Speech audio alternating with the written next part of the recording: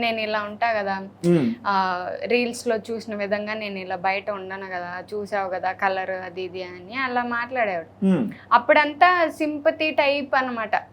నేను ఎక్కడ వదిలేస్తాను అన్న దీంతో